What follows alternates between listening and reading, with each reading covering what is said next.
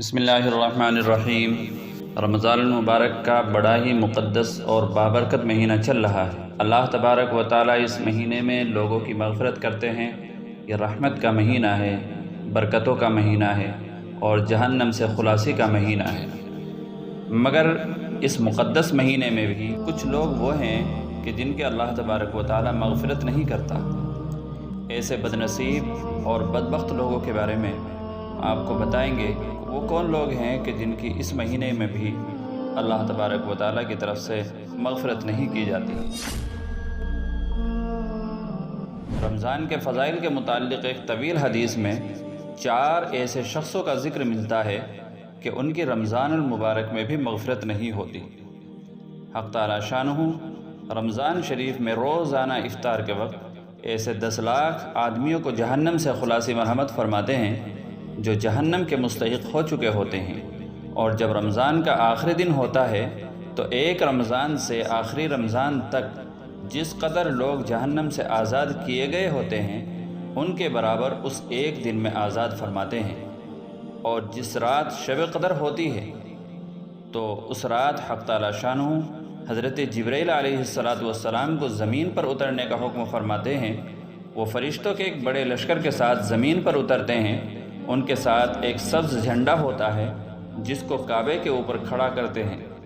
حضرت جبرائیل علیہ السلام کے 100 بازو ہیں جن میں سے 2 بازو صرف اسی ایک رات میں کھولتے ہیں، جن کو مشرق سے مغرب تک پھیلا دیتے ہیں۔ پھر حضرت جبرائیل علیہ السلام فرشتوں سے فرماتے ہیں جو مسلمان آج کی رات کھڑا ہو یا بیٹھا ہو، نماز پڑھ رہا ہو یا ذکر کر رہا ہو، اس کو سلام کرے اور اس سے مصافحہ کرے اور ان کی دعاؤں پر آمین کہیں۔ صبح تک یہی حالت رہتی ہے۔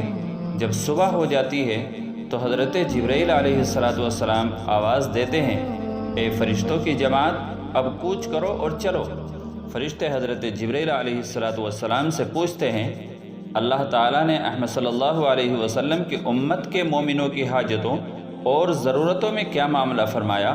وہ کہتے ہیں، اللہ تعالیٰ نے ان پر توجہ فرمائی اور 4 شخصوں کے علاوہ سب کو معاف فرما دیا۔ صحابہ نے عرض کیا، وہ 4 شخص کون ہیں؟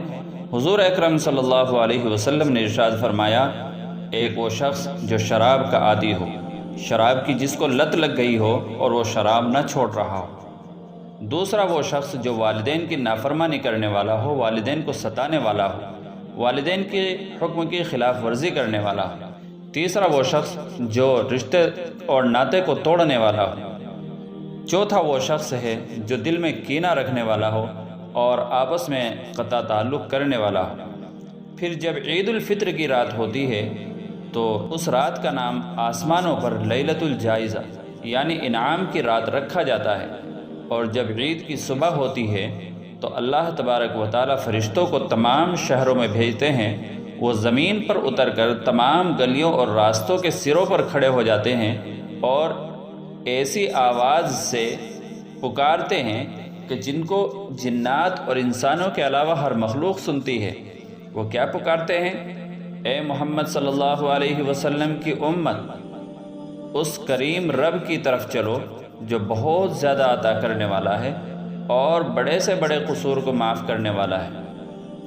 پھر جب لوگ عیدگاہ کی طرف نکلتے ہیں تو حق تعالیٰ شانہ فرشتوں سے دریافت فرماتے ہیں، کیا بدلہ ہے اس مزدور کا جو اپنے کام کو پورا کر چکا ہو؟